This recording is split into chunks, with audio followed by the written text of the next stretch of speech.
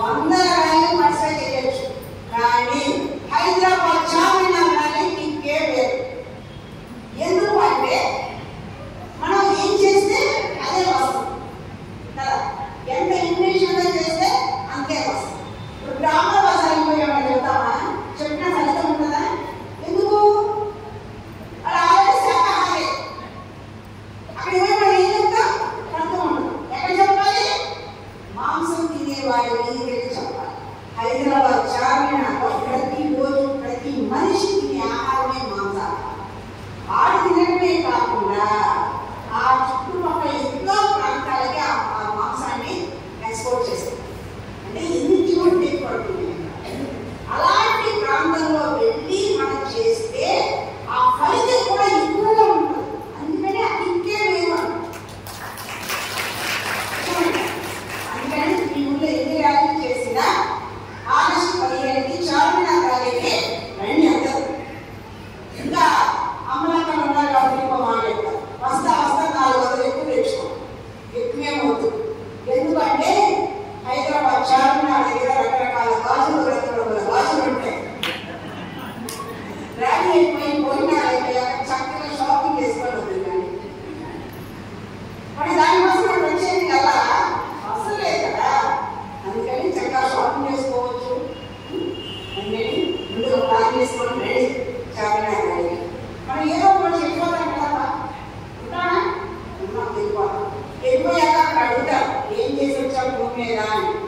అప్పుడు చెప్తాం ఏమని, హైదరాబాద్లో చార్మినార్ ర్యాలీ చేసి వచ్చాం.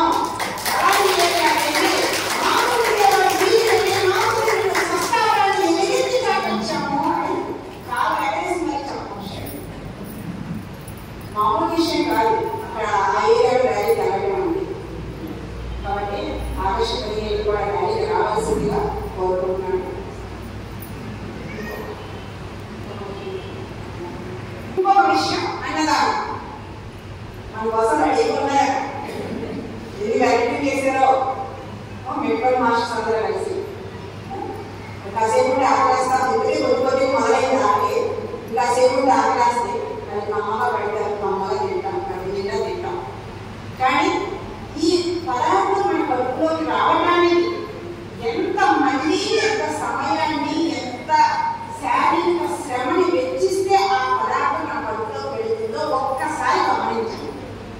రైతన్నలు ఎంత కష్టపడితే మనకు ఆ పదార్థం వస్తుంది. ఒక గుడ్లు వస్తుంది, ఒక పప్పు వస్తుంది, కూరగాయలు వస్తుంది. మరి మనమేమో నష్టం.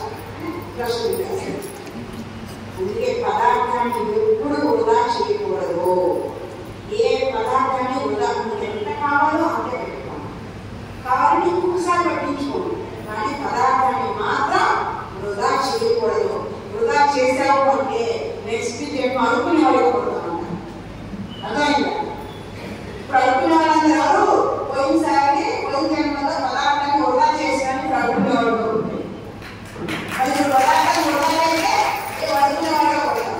అందుకని ఎక్కడా కూడా మన ఇంట్లోనే కాదు ఎక్కడ కూడా పదార్థాన్ని వృధా చేయదు. అదొకటి నేర్చుకుందాం మనందరినీ కూడా. అలాగే ఎండగంట కార్యక్రమంలో ఎంతో మంది భాగస్వాములు అవుతారు. సేవ చేసిన వాళ్ళు ఉంటారు, డబ్బులు ఇచ్చిన వాళ్ళు ఉంటారు, పదార్థాలు ఇచ్చిన వాళ్ళు ఉంటారు, వండే వాళ్ళు ఉంటారు, వడ్డించే వాళ్ళు ఉంటారు. ఎంతో మంది వీళ్ళందరూ ఎంతో కష్టపడితే మనకన్నా మనం చక్కగా 10కి వచ్చు. వాళ్ళు పొద్దున్న తెల్లారో 4కి నేనంత కష్టపడి నేను పొద్దున్న 4కి వచ్చి వండి మనకి గడుపుతారు. మరి అలా చేసిన వాళ్ళందరికీ ధన్యవాదాలు చెప్పుకోవాలి కదా మనందరినీ. అలా చేసిన వాళ్ళందరికీ ధన్యవాదాలు చెప్పుకోవాలి. ఇంకొకటి ఏంటి అంటే మనం అన్నదానం చేసేటప్పుడు ఇంట్లో ఎలా అన్నా ఉండదు మనం. కానీ ఇలా అన్నదాన కార్యక్రమాల కోసం సరుకులకి వెళ్ళినా, కూరగాయలకి వెళ్ళినా, ఎక్కడికి వెళ్ళినా, ఏ పదార్థం కొనడానికి వెళ్ళినా గారం ఆడదు. మనకు అలవాటే కదా. 10 రూపాయలకి 2 కొత్తిమీర కట్టండి ఏమంటాం మనం? 3 ఇస్తావా? అడుగుతావా లేదా? 3 నిమ్మకాయలు 4 ఇస్తావా అన్నాడు. 15 రూపాయలు టమాటా అంటే 12 ఇస్తావా, 10 ఇస్తావా అడుగుతావా లేదా? అది తప్పని మనకు తెలియదు. ఇదంతా మనం తెలియదు చేసే పొరపాటు.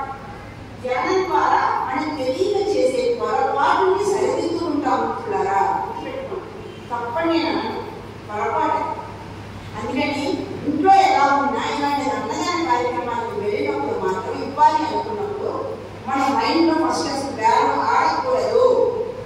వస్తువు నచ్చిందా, వంకాయ నచ్చిందా తెచ్చుకుందాం, టమాటా నచ్చిందా తెచ్చుకుందాం.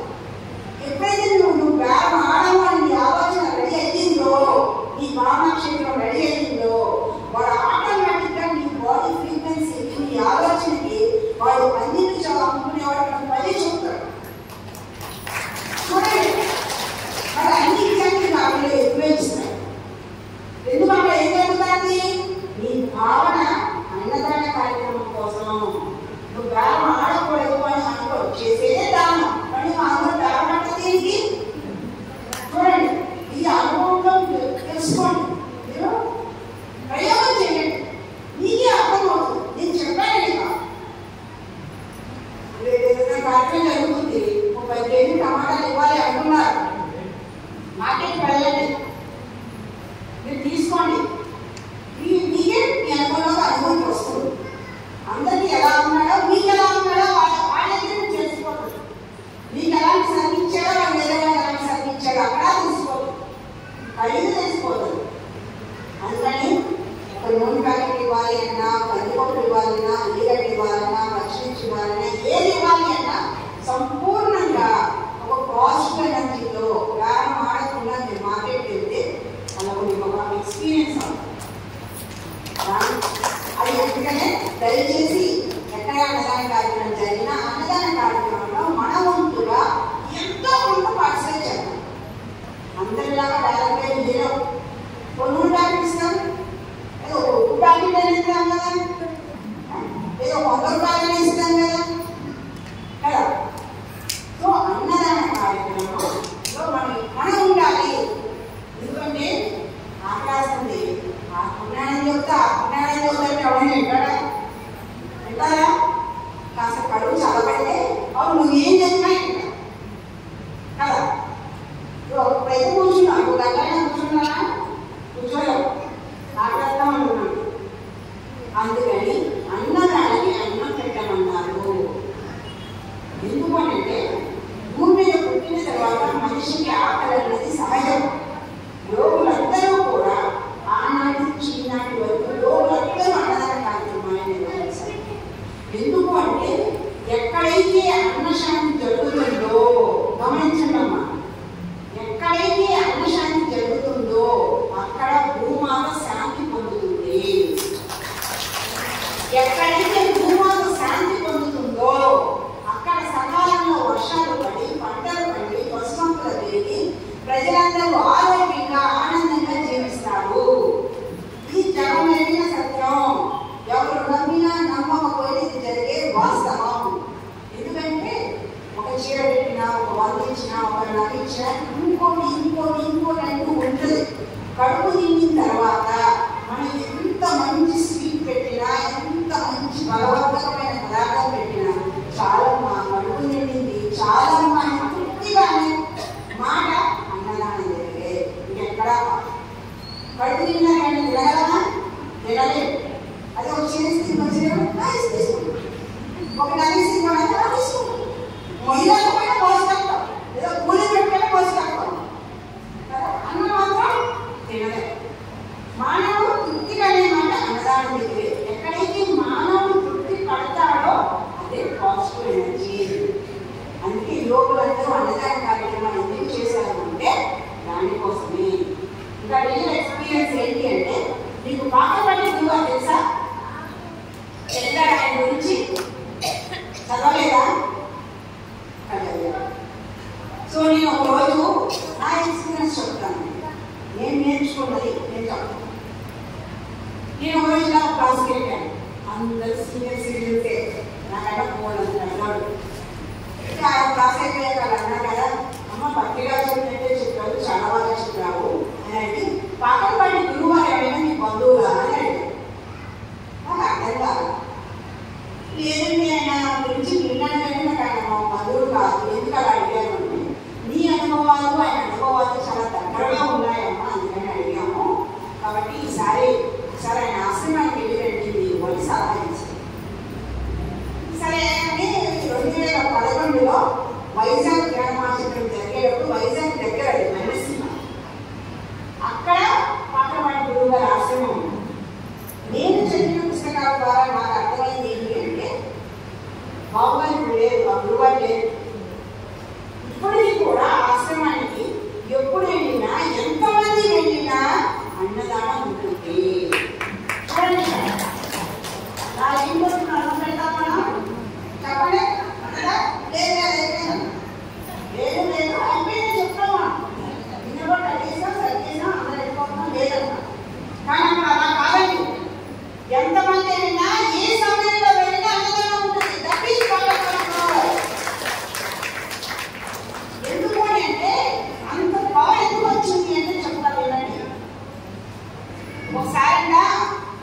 గవర్నమెంట్ ఇంగ్లీష్లో మన అప్పుడు ఇంకా ఇండిపెండెన్స్ రాలా, మనకి స్వాతంత్రం రాలా, బ్రిటిష్ వాళ్ళ కాలంలో బరువు కాటకాలు విలయదానం చేస్తున్నాయి.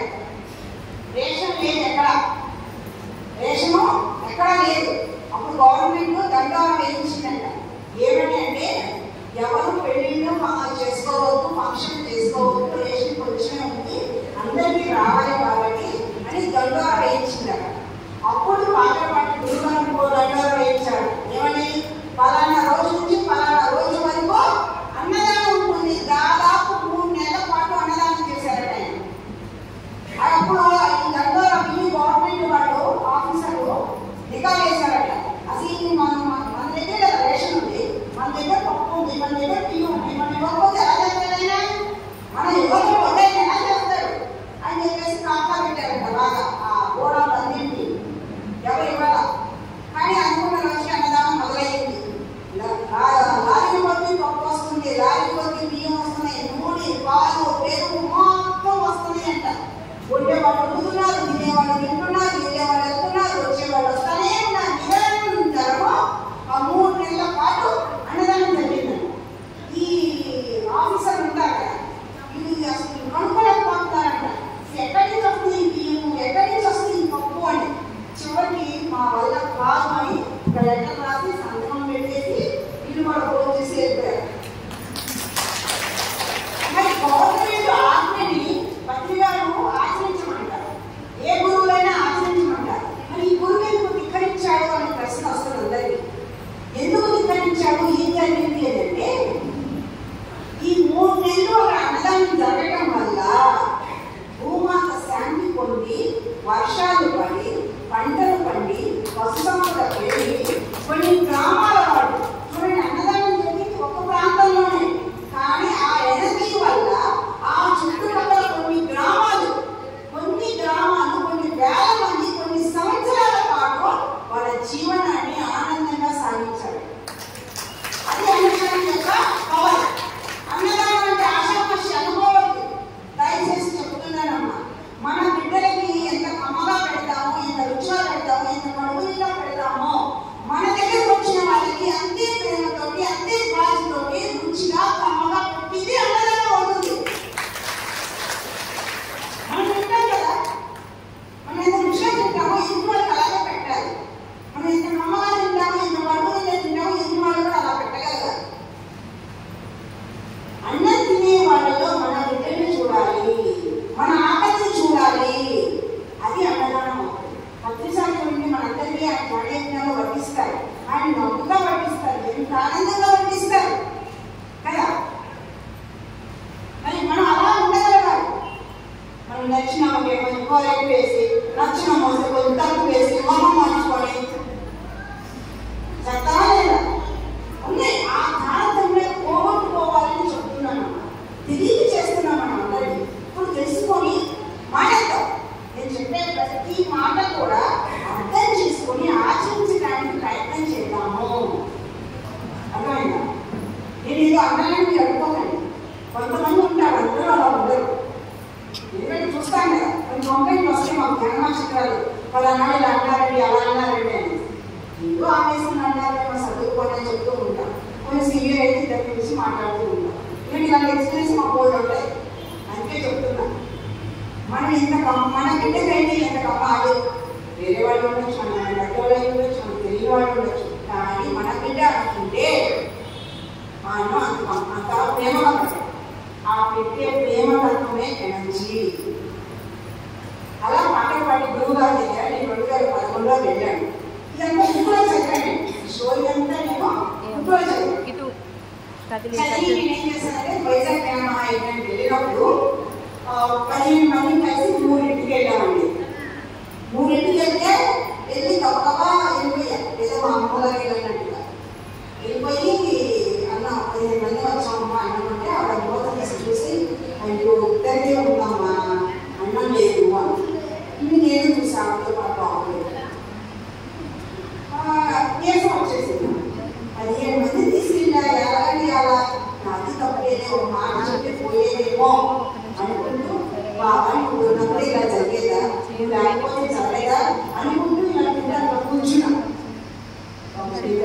వచ్చేలాగా ఉంటే ఇదంతా జరగడానికి ఒక 3 నిమిషాలు టైం పడుతుంది. అంటే నేను అలా చూసి అలా అక్కడి నుంచి అలా వచ్చేవాళ్ళు అనుకుంటా వచ్చి ఆమె ఎమ్మెల్యే వచ్చి రెండవ వచ్చేది కానీ వచ్చింది అంటే అనుమానం కలుగుతున్నా. నేను చూసాను కదా కళ్ళతోటి ఇంట్లో మనవాళ్ళందరూ వచ్చేసాం. అందరూ వచ్చేసిన తర్వాత భోజనం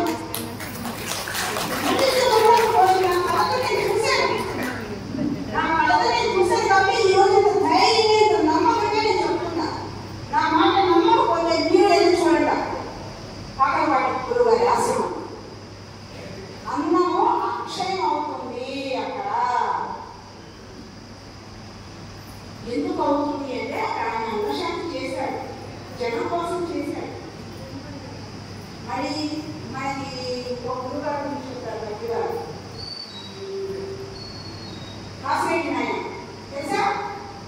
కాసిరెడ్డి నాయన రాయలసీమ గురువు ఆయన. ఆయనకి దాదాపుగా 200 ఆశ్రమాలు ఉన్నాయి. ఉండుంటే లెక్కలోకి వచ్చేది 200 ఆశ్రమాలు. 200 ఆశ్రమాల్లో ఈ రోజు కూడా నిత్యం అన్నదానం జరుగుతుంది. ఏ సమయంలో ఎంతమంది అమ్మ ఉంటుంది అక్కడ కూడా. ఎలా ఉంటుంది? మనలాగా ప్రైవేట్ సొసైటీ 100 మంది మెట్టిపల్లిలో 100 మంది కోపంలో 100 మంది అక్కడ 100 మంది ఇక్కడ లేరు. వాళ్ళు దారిని పోయేవాడు నిధులు లేవు, సంస్థ లేదు, సొసైటీ లేదు, ఏం లేదు. కాసిరెడ్డి నాయన ఒకసారి శివుడి కోసం తపస్సు చేశాడు. ధ్యానమే చేసి చేసి చేస్తే ప్రత్యక్షం అయ్యాడట. అడిగితే చెప్పాడట, ఎవరైనా దారిని పోయేవాడు నా ఆశ్రమానికి వచ్చి లేదు అనుకుంటా కడుపు నిండా తిని వెళ్ళాలి. ఆ వారిని ఈ మధ్య అడిగాడు అన్నదానం. ఇది నా డ్యూటీ కాదు, కాశీ అన్నపూర్ణేశ్వరి ఆమెను అడుగుతాయన అని చెప్పి వెళ్ళిపోయాడు. మళ్ళీ కాసిరెడ్డి ఆయన అన్నపూర్ణేశ్వరి కోసం మళ్ళీ తపస్సు చేశాడు. తపస్సు చేస్తే కాశీ అన్నపూర్ణేశ్వరి ప్రత్యక్షం అయ్యి అడిగితే అప్పుడు ఆమె వరం ఇచ్చిందంట.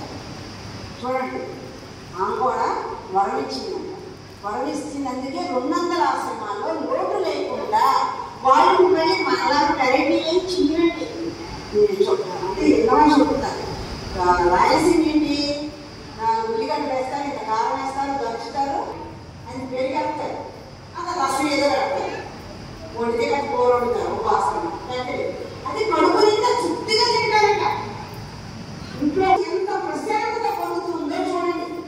అక్కడ పదార్థం కాదు, పదార్థం పెట్టే ప్రదేశము, పదార్థం పెట్టే మనసు అక్కడ ఇంపార్టెంట్ అవుతుంది.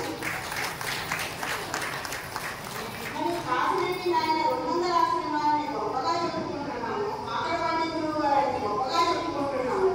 కానీ అందరికన్నా మించిన గొప్ప ఎవరు తెలుసా? మన పత్రిజీ. ఎందుకంటే వల్ల కొన్ని 100 ప్రాంతాల్లో ఒకే రోజు కొన్ని 100 ప్రాంతాల్లో కొన్ని వేల మంది అన్నదానం జరుగుతుంది. ఇంత క్లాస్కి ఇంతమంది వచ్చాం, అన్నదానం ఉందో లేదా? ఇలాంటి క్లాసులు మన సొసైటీలో ఎన్ని జరుగుతున్నాయి? ధ్యాన క్లాస్ అంటే భోజనాలు, ర్యాలీ అంటే భోజనాలు, ప్రారంభ భోజనం అంటే భోజనాలు.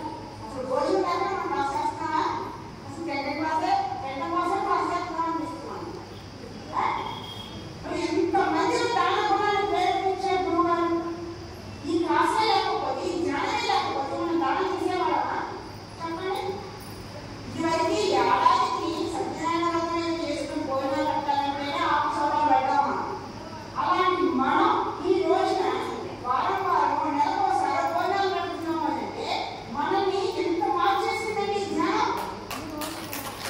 జ్ఞానం ఒకటి చేస్తే అంత గొప్ప ఈ జ్ఞానం. అందుకని ఎక్కడ అన్నదానం జరిగినా అందులో మన పాత్ర ఎంతో కొంత. అందరూ పదార్థాలు ఇవ్వాలని లేదు, సేవ చేయవచ్చు, మనస్ఫూర్తిగా సేవ చేయవచ్చు, గిన్నెలు కడగచ్చు, కూరగాయలు కొట్టచ్చు, ఓడవచ్చు, ఏదో ఒకటి. ఏది చేసినా పుణ్యమేనా? పుణ్యం సంపాదించుకోవాలండి కదా మనం వచ్చింది కదా. ఇక్కడ చేసుకున్న వాళ్ళు చేసుకున్నది మహాదేవా అండి, ఇంకో చోటేలా ఉండదు. నేను ధ్యానంలోకి రాకుండా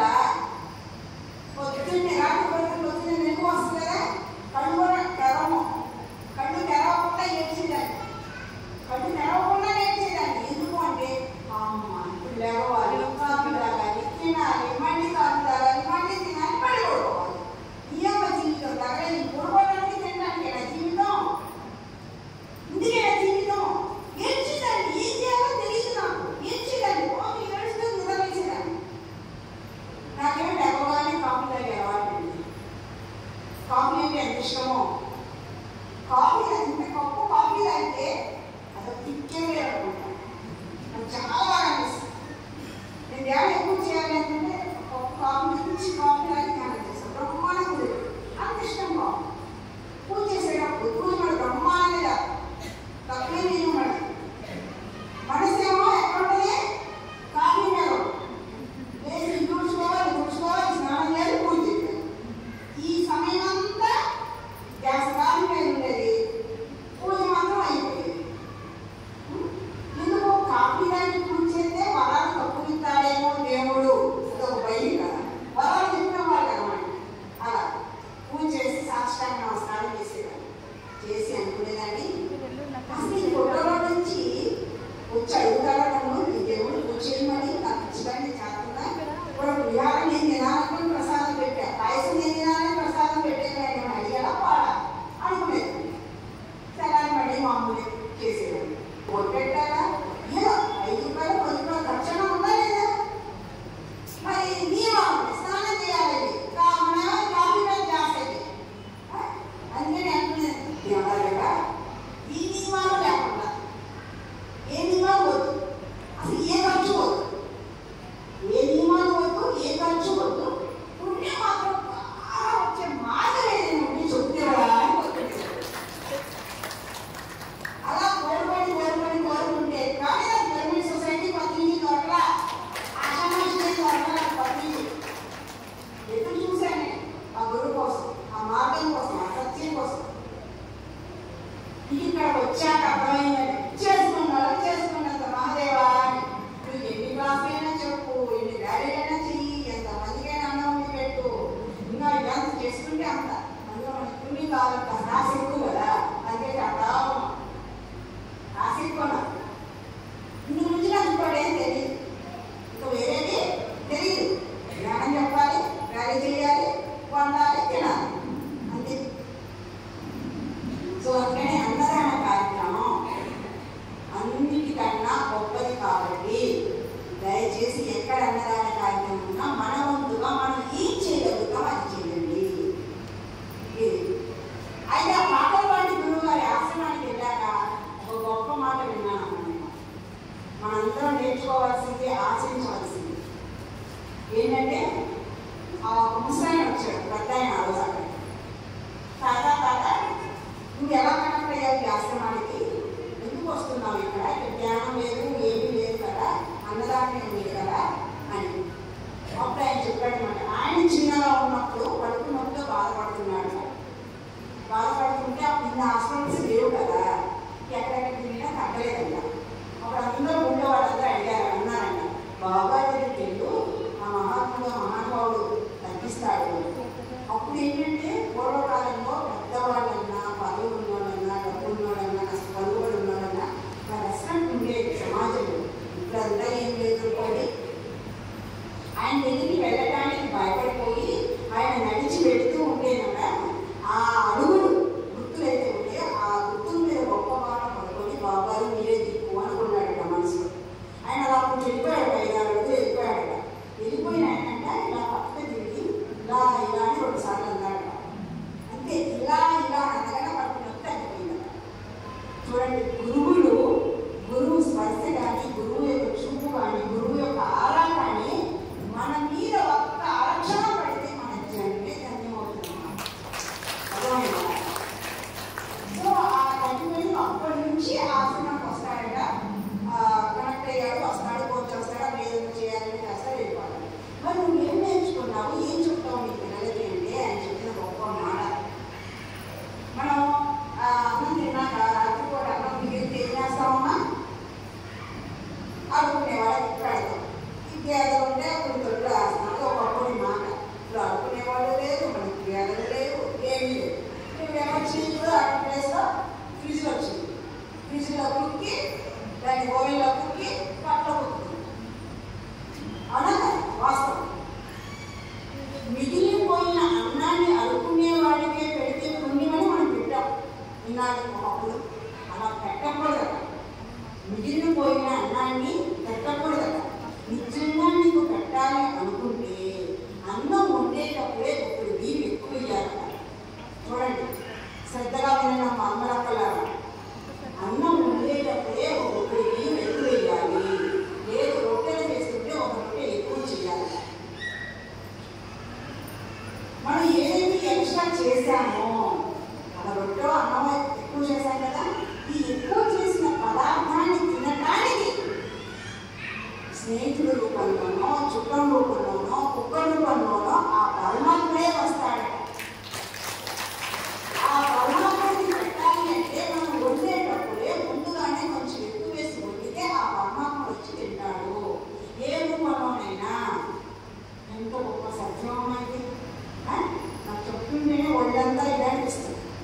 తలుచుకుంటే ఒక ఎనర్జీ క్రియేట్ అవుతుంది. అంత ఒక మాట చదువు సంధ్య ధ్యానం ఇది ఒక సాధారణమైన ఒక కూలి అవుతుంది. అంత ఒక సత్యం చెప్పారు. నాకైతే చాలా బాగా అనిపించింది. ఇంటికి వచ్చాను. ఇంటికి వచ్చినాక వండే అప్పుడు సాంబార్ పెట్టారు. ఎవరు ఇవ్వాలి అడుగునే వల్ల లేదు.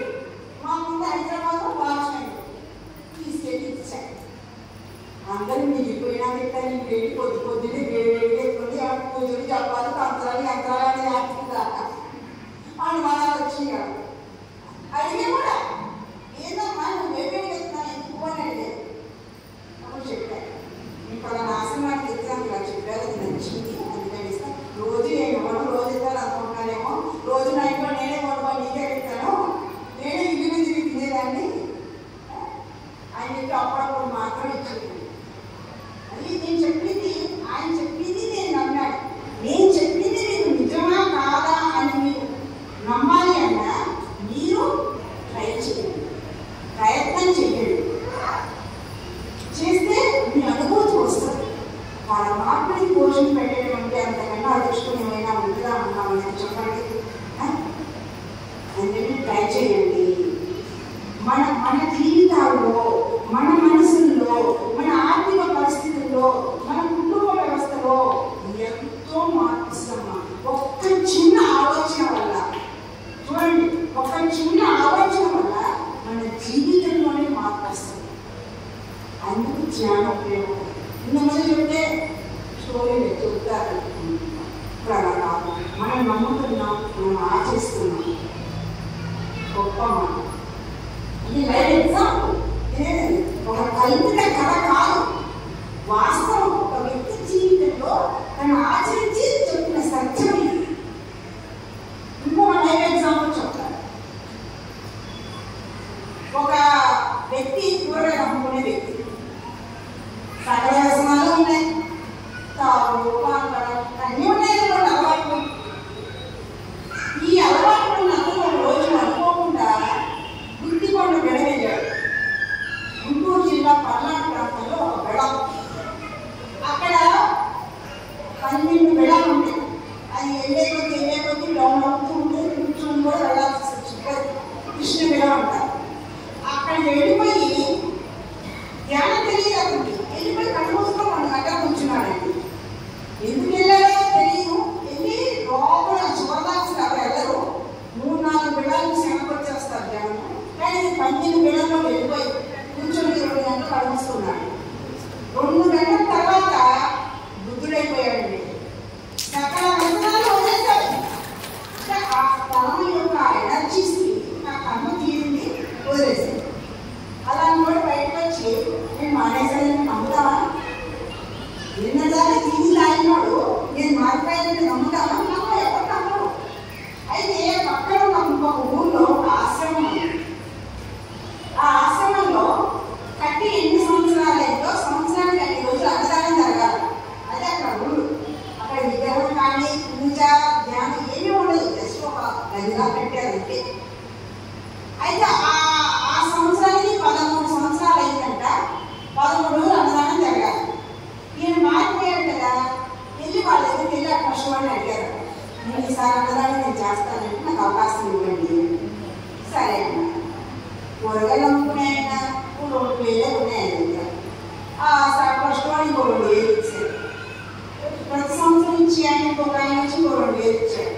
మొత్తం 6,000 పెట్టి అన్నదానం మొదలెట్టాడు.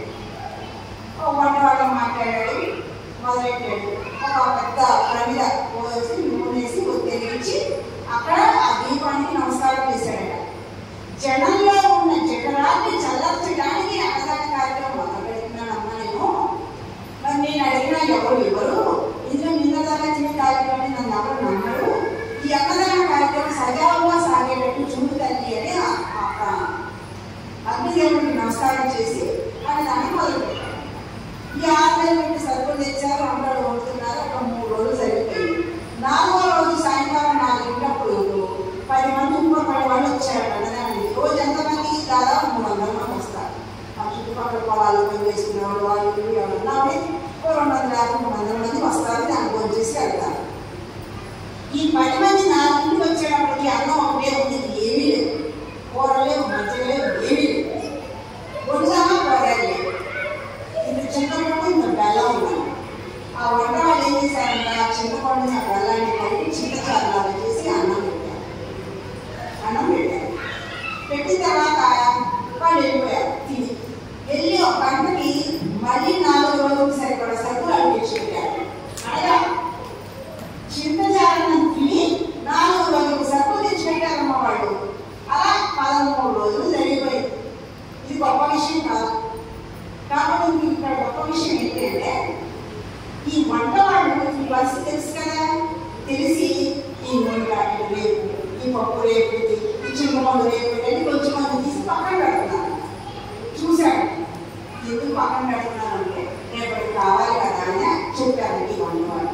ఆయన చెప్పిన మాట, నిన్న మాట్లాడేదాకా సకల వ్యసనాలు ఉన్న మనిషి, చదువు సంఖ్య లేని మనిషి, ధ్యానం తెలియని మనిషి ఏం చెప్పాడంటే గొప్ప మాట, మనందరం నేర్చుకోవాల్సిన మాట అండి.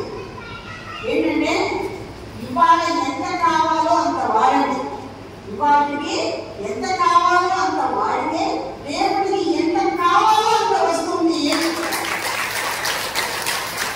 ఇవాళకి ఎంత వాడితే ఎంత అవసరమే అంత వాడితే రేపటికి ఎంత కావాలో అంత వస్తుంది. అలా అని రేపటికి రాస్తే రాదు. ఈ విషయం అర్థం కాలే కదా, మనం ఈ జన్మ కాదు, వచ్చే సంవత్సరం ఆ సంవత్సరం ఆగడానికి ఆపరానికి ఆపరానికి తరతరానికి దాచేస్తున్నాం. అవునా కదా? చూడండి ఆయన చెప్పిన మాట. అప్పటి నుంచి నేను మారానండి. అప్పుడు నేను కూడా మా సెకండ్ క్లాస్ కదా, ఈ ప్యాకెట్ ఉండే వచ్చేయడానికి పనికి వస్తుంది, ఈ పప్పు ఉండే వచ్చేయడానికి పనికి వస్తుంది అని నేను కూడా ఉండేది. ఎప్పుడైతే అదే ఆ 13 రోజుల్లో ధ్యాన క్లాస్ పెట్టించారు ఒక రోజు, అందుకు కూడా ఆయన తెలిసింది, నాకు తెలిసింది కాదు. అప్పుడు ఆయన ఎక్స్పీరియన్స్ విన్న తర్వాత పక్కన చెప్పాను నాకు అంతా స్టోరీ. అవి విన్నాక ఓ దాస్తే రాదు, పంచితేనే వస్తుంది, పంచితేనే వస్తుంది, ఇంకా ఇంత దూరమైన తెల్లగా 4 ఇంటికి ఎందుకు వచ్చాను ఇక్కడికి? నాకు ఉన్నది నాకు తెలిసి ఏదైనా 4 మాటలు చెప్తే ఇంకో మహాత్ముల నుంచి ఇంకో 4 మాటలు నాకు చెల్లి పడతాయి, జ్ఞానాన్ని వచ్చి జ్ఞానం వస్తుంది ఆయన చెప్పొచ్చు. అర్థమైందా? అందుకే మన దగ్గర ఏముందో అది పంచుదాం, ఏమి ఇవ్వగలమో ఏం చేయగలమో అది పంచుదాం. పంచితే పెంచబడుతుంది, పంచితే పెంచబడుతుంది. ఇది అద్భుతమైనటువంటి ఒక సత్యాన్ని మనకు తెలియజేశారు మన గురువు గారు. అంటే నా గురువు గారు మరొకసారి